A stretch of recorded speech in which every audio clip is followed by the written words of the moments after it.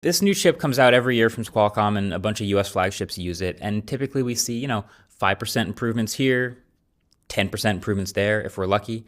And that's respectable. But this year, the improvement over last year's best has been way bigger. It has a 31% higher CPU clock speed. It scored 36% higher on the Antutu benchmark, 44% higher on the single core Geekbench. It jumps up 14% on 3D Mark.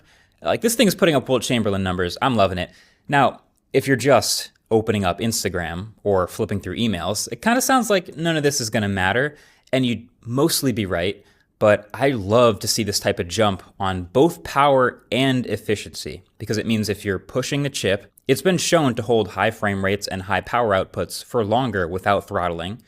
But if you aren't gaming and you are just bouncing around casual apps or scrolling Blue Sky or emailing or whatever, it turns out your battery is awesome. There's also an AI editor in the stock camera app now with things like AI unblur and reflection eraser and detail booster, some of which work okay sometimes, but also other times they're still very obviously AI and not that good, and all of which require an internet connection to work.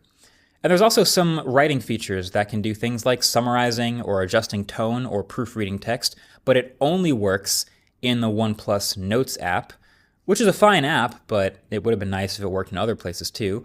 And it also requires an internet connection. You can still call me a bit of a skeptic on a lot of these AI features actually being useful, but in general, like I said, the software, smooth, super fast, it's really good.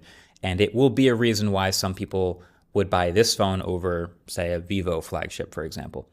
Well, that and the price. But yeah, OnePlus trying to undercut other flagships by being slightly cheaper than them.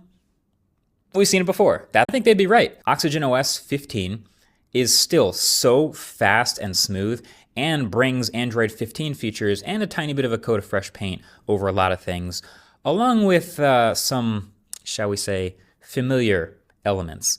Like, they added this little dynamic island copycat feature, so hey, if you liked Apple's Dynamic Island, well, you'll feel right at home with the OnePlus 13. They're actually called Live Alert Capsules, but it also literally shows up in settings if I search Island, so I think they know what they're doing. But anytime music is playing or if